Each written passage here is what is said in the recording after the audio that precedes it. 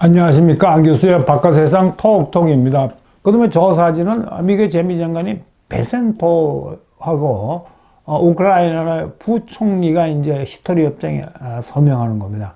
근데 지난번에 이제 그 젤렌스키하고 이 트럼프 대통령하고 이제 백악관에서 만났다가 한번 난리를 치지 않습니까? 젤렌스키는 히스토리 서명해주라, 우크라이나 안전보장 해달라. 그리고 트럼프 대통령은 무슨 헛소리하는 거야. 왜 미국이 우크라이나 안전보장을 해줘. 그 다음에 그거 안에 미국이 쓴 전쟁 비용이 있는데 이거 히스토리가 까버리자고 소리를 한 거예요.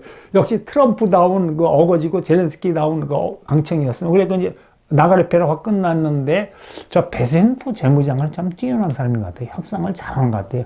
트럼프 대통령처럼 무대뽀가 아니고 상대방이 이렇게 이해하면서 상대방을 섞으면서 잘 협상을 해갖고 타결이 됐습니다. 근데 결과적으로 왜 타결됐냐면 미국이 통 크게 양보를 했습니다. 통 크게 양보를 해갖고 이제 히스토리 협정이 타결됐는데 우크라이나 전쟁에 새로운 국면에 들어갈 것 같아요. 베센토 장관이 뭐라 했냐면 야 이제 이 히스토리 협정이 서명되면서 종전이 가까워졌고 이제 서방세가 우크라이나 재건을 위해서 이제 움직일 때다. 그러면서 이제 협정의 주요 내용은 뭐냐면 US 우크라이나 재건 펀드를 맹길자. 그러니까 미국하고 이제 우크라이나, 근데 우방 서방세계죠. 유럽이나 일본이나 이런 나라도 우리나라도 들어갈 수 있어요. 물론 여기 히스토리 개발에서는 이익금도 같이 들어가는 거죠. 그래갖고 이제 이 우크라이나 재건을 지원하자 그러는데 미안하게도 차이나는 여기 들어갈 자격이 없어요. 이 조건이 뭐냐면 러시아를 지원한 나라는 이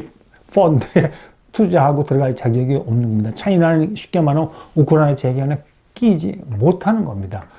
그러면서 이제 이렇게 되면 사실상 미국이 우크라이나 군사 지원하는 효과가 있다. 그 다음에 또 사실상 우크라이나 안정을 보장해주는 효과가 있다. 왜냐면 미국 기업이나 뭐 미국 돈이 들어가 있으면 러시아가 함부로 못 건들거든요. 그러니까 이 협정이 타결되고 난 다음에 또 트럼프 대통령이 마이 베스트 프렌드 푸틴에서 갑자기 180도 확 돌아가고 푸틴 대통령을 맹렬하게 비난했습니다. 예. 러시아가 우크라이나를 포격했는데, 이거 민간인 시설 포격하지 말라 그러면서 이제 압박했는데, 저 푸틴 표정 보세요. 푸틴이 약간 난감하고 지금 속으로 머리 굴리고 있을 거예요. 야, 이거 어떻게 종전 협상을 할까 굴리고 있는데, 뭐 제가 생각에는 이제 우크라이나 종전 협상이 다가온 것 같습니다. 자, 근데 제가 이 시점에서 여러분한테 말씀드리고, K 찬스. 이렇게 되면 우리나라도 이제 우크라이나 재건에 참여하고, 근데 또 많은 러시아 전문가들은 이렇게 말씀하시더라고요. 우리나라가 러시아 재건에도 참여할 수 있다고 합니다. 아직 우리나라하고 러시아 관계는 그렇게 틀어지지가 않았대요. 그러니까 우리는 더블 찬스가 있는 겁니다. 그리고 여러분 참고로 이게 때들어 부셨는데 이걸 대규모 공사하고 토목공사를 맹길 수 있는 능력을 가진 나라는 대한민국하고 중국하고 몇 나라밖에 없대요. 근데 중국은 못 들어가잖아요. 그러니까 우리가 멋있는 K 찬스가 다가오고 있는 겁니다. 얼마 전에 차이나가 이제 미국에 대한 보복으로 이 도세까지 해서 중국에 보낸 보잉 세대를 되돌려 보냈습니다. 근데 이게 지금 완전히 재발등 찍은 꼴이 됐어요. 그러니까 엄청나게 지금 후폭풍이 몰아치고 있습니다. 이게 뭐냐면은 이 미국하고 유럽이 이제 중국의 민항기 사업에 대해서 그냥 탁 후려치고 반격을 하고 나선 겁니다. 중국이 C919라고 이제 이거 약간 거리 항공기를 개발해 갖고 이제 유럽에 팔아먹으려고 그래요. 그러는데 아일랜드의 저가 항공사인 라이언 에어 사장이 이 C919를 살 의사를 표명했거든요. 언론이다. 사겠다는 것도 아니에요. 표명했는데 미 의회가 발칵 들고 나왔어요. 야, 너 유럽 정신 나간 소리 하지 마라. 왜 차이나의 민간 항공기를 사느냐? 이거 심각하게 안보 위협이다. 저 차이나 C919를 맹기는 회사는 코맥이라고. 이거는 완전히 군산 복합업체다. 중국의 인민해방군이 미국이나 유럽을 공격하는 폭격기 이런 맹기는 회사가 민간 항공기 맹기인데 그거를 거기 있는 C919를 사주면은 이거 미국이나 유럽의 안보를 위협하니까 안 된다고 팍 치고 나왔거든요. 그렇게 나가니까 이제 아일랜드의 저가 항공사가 이제 주춤하고 있는데 제가 궁극적으로 미국이 좀 못하게 할 것 같아요.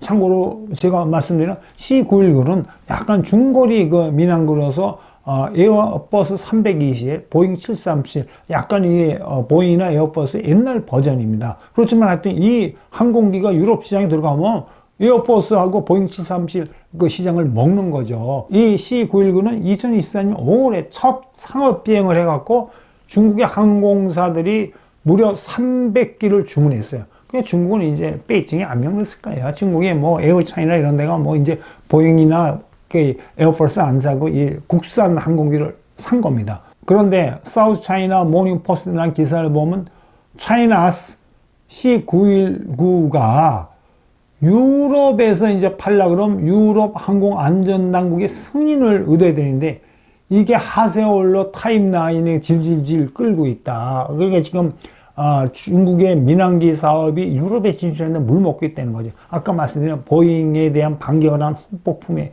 일종인 것 같습니다. 제가 보기에. 이 내용을 보면 유럽의 항공안전당국이 갑자기 태도가 트럼프 관세전쟁 이후가 최근에 돌변했어요. 그러면서 항공안전국의 질러머 소장은 앞으로 저 중국에서 맹기는 C919를 유럽 그러니까 민간 에어라인이 구입하기 위해서 항공안전 승인을 하려면 3년 내지는 최대 6년까지 걸 거라고 이야기했거든요. 근데 제가 왜 돌변했다고 표현하면 4년 전에 유럽의 항공안전 테스트를 받으려고 제출했거든요.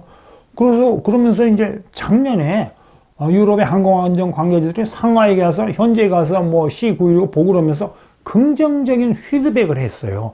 그 중국의 코메 이 C191 맹기는 회사는 긍정적인 피드백을 하고 제출한 지 이제 금년이면 이제 뭐 4년째가 되니까 그럼 금년에 항공안전 승인이 날 거라 기대했는데 지금 말씀드린 식으로 유럽 항공안전당국의 태도가 싹 돌변한 거예요. 그러면서 뭐라고 했냐면 이거 저 중국에서 맨날 저 민항기 신뢰성이나 안정성에 문제가 있고 더 시험 비행을 해봐야 되겠다. 뭐 폭풍과 몰아치는데도 저 중국 비행기가 제대로 날아갈 수 있을지를 시험 비행하겠다 그러는데 그 항공안전 전문가들은 이렇게 얘기합니다. 보통 이렇게 보잉이나 뭐 에어버스가 이렇게 항공기를 맹기니까 유럽의 항공안전당국의 승인을 얻으려면 3년 내지 4년 걸리는데 중국이 이미 4년 기다렸잖아요. 그다음에 6년 더 딜레이 된다면 6년 후에 해주겠다는 거 아니에요. 어떻게 될지 모르니까 완전히 물 먹이고 중국이 보잉에 보복한 것에 대해서 이 후폭풍이 이제 드디어 제발등 찍은 겁니다. 중국이 민간 항공기 개발 업체들이. 자, 그러면 왜 이렇게 이 유럽의 항공안전당국의 태도가 싹 변했냐면 제가 생각에 미국의 압력이 있을 거예요. 두 번째, 유럽도 지금 정신을 바짝 차렸어요. 중국의 전기차 있잖아요. 차이나 전기차 처음에 어설프게 안 나왔다가 확 먹어버렸잖아요. 그러니까 유럽 전기차 산업이 지금 난리가 쑥대밭이 되고 난리 났거든요. 근데 여러분, 저 값싼 저 C919를 들여오면은 유럽의 뭐 동유럽이나 가난한 그 유럽 국가들이 저거 살 거란 말입니다. 항공사들이. 그러면 이제 제2의 전기차 사태가 나는 거예요. 유럽 민간 항공기 시장으로 그냥 C919가 후닥닥 들어오면은 에어버스 그냥 뭐 엄청나게 시장을 뺏기는 거죠. 저가 시장부터. 근데 문제는 뭐냐면은 저 C919는 이렇게 프랑크푸르트에서 뭐 로마 날라다니는 그 정도 중형 항공기인데 지금 중국이 러시아하고 엔진을 공동 개발한다면서 C929를 개발하고 있어요. 이거는 대륙간이에요. 만약에 C919를 유럽 항공당국이 승인해주면은 언젠가는 C929도 중국이 개발을 완료하고 들어올 겁니다. 그러면 유럽의 에어버스는 엄청나게 유럽 시장을 뺏기니까 저게 단순한 문제가 아니고 이 문제의 심각성을 알고 유럽이 지금 움직이는 겁니다. 근데 이제 재밌는 거는 보잉 그 세대 중국에 보냈다 빠꾸 받으면 이제 보잉 항공사가 엄청나게 타격을 받고 보잉의 CEO가 굉장히 당황을 할 걸로 우리가 짐작하잖아요. 근데 저 사진을 보면 보잉의 CEO는 전혀 당황하잖아요. 아무 문제 없다는 거예요. 지금 보잉 탈 때 많다는 겁니다. 이 주문해갖고 기다리는 업체들이 많은데 벌써 인도하고 말레이시아가 자기가 사겠다고 지금 벌써 손 들고 있어요. 근데 이제 일부 외신에 의하면 보잉이 열받았잖아요. 그 두 번째는 이제 차이나가 제발등 찍기에 뭐냐. 지금 차이나가 아까 말한 중형 민간기하고 대형 민간기를 개발하려면 보잉의 기술이나 부품이 많이 가야 되는데 이제 보잉이 저걸 보이콧도 할 거랍니다. 그러면 중국의 민항기 개발 사업이 이제 순조롭게 안 되는 거죠. 그리고 저 C919 엔진을 누가 공급하냐면 미국의 GE가 공급하거든요. 근데 트럼프 대통령이 이렇게 열받았고 난리기 때문에 언젠가는 그 GE에 대해서 엔진 공급 못하게 하면, 아이고, 뭐, 차이나 또 중형 민간 항공기 사업도 굉장히 난간에 봉착하는 거죠. 제가 보기에 이게 몇 년 내에 중국발 민간 항공기 경쟁이 실히 일어날 겁니다. 그 위대한 중화제국이 이제 쪽팔리는 사실이 발표되어 있습니다.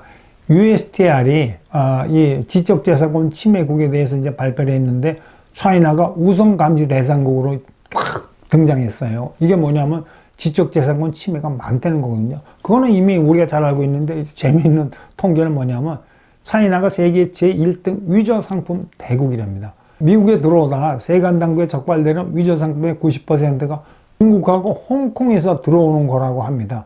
그래서 작년의 경우 미국 세관이 압수한 위조 상품이 3,200만 불인데 이게 뭐 정상 가격으로 말하면 54억 불 정도가 된다고 합니다. 최근에 차이나 경제 점점 어려워지니까 이상하게 위조 상품의 미국 수출이 점점 많아지더래요. 그러니까 경제가 어려워지니까 중국 기업들이 여러 가지 그 뭐 비정상적인 행동을 많이 하는 겁니다.